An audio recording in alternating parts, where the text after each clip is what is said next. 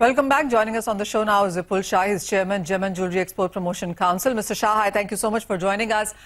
First of all, the export numbers itself on a quarter-on-quarter basis, how do you see the data? Because what I saw for the month of October and November clearly was on the positive side. Yes, good afternoon, Manisha. Nice talking to you. Yes, on compared to all other segments, our exports have been done better for the third quarter, that is September, October.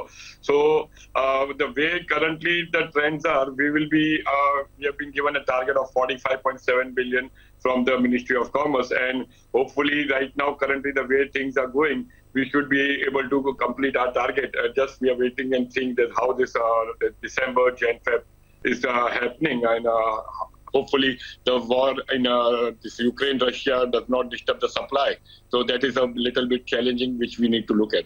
And how are your major markets doing, which is primarily US and Middle East and some part China as well? So what market seems to be performing better right now?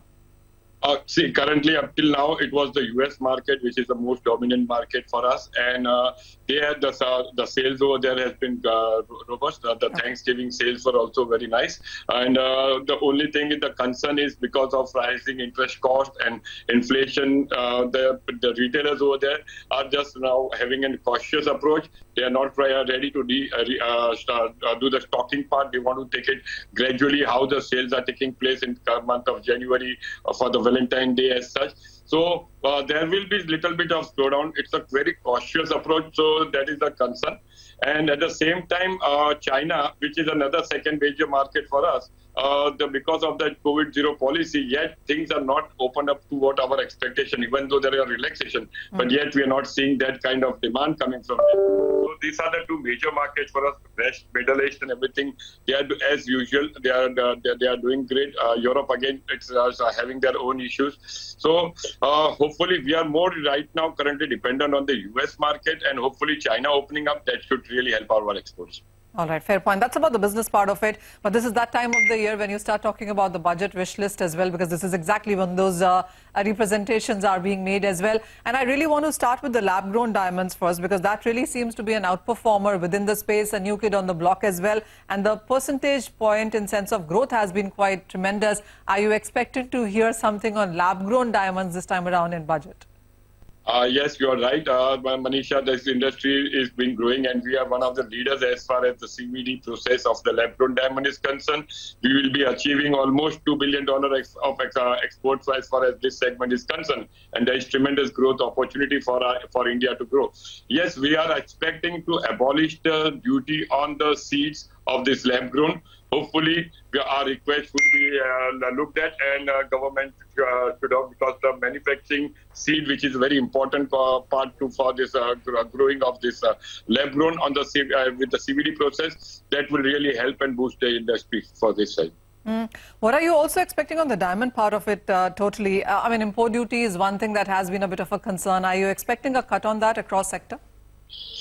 We have already asked for for the reduction on the duty on the gold, silver, which has to be coming down to 4%, which is currently, if you see, it's at 18.5%, and which is not benefiting the exporters as such, and it is also helping illegal practices and as such. So if you would like to see a robust growth, government needs to look into this, which is our long-standing demand, and they have their own issues as well. So let's hope and see something comes out from the budget as far as the duties on the gold and silver is concerned. And as far diamond duty is concerned, yes, we have asked for a diamond impress license, which was abolished in the year 2009, since there was no duty on diamonds as such.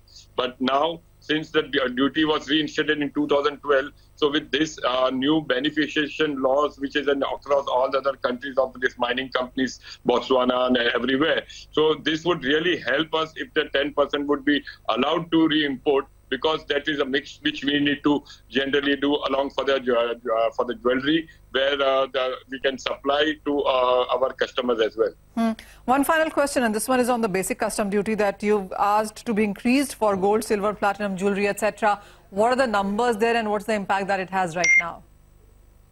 The growth we are having overall, things have been very good for us. The numbers after the CEPA and this FTA agreement, which has done, our gold exports have gone up. So we are seeing almost 20 to 25% of growth coming from the gold jewelry sector, which is to the UAE, and we are seeing the growth coming even into Australian market as well. Okay. All right, Manisha, thanks very much for taking us through that conversation. On that note, it's also a wrap on Halftime Report. Business Lunch will take all the action forward. Stay tuned.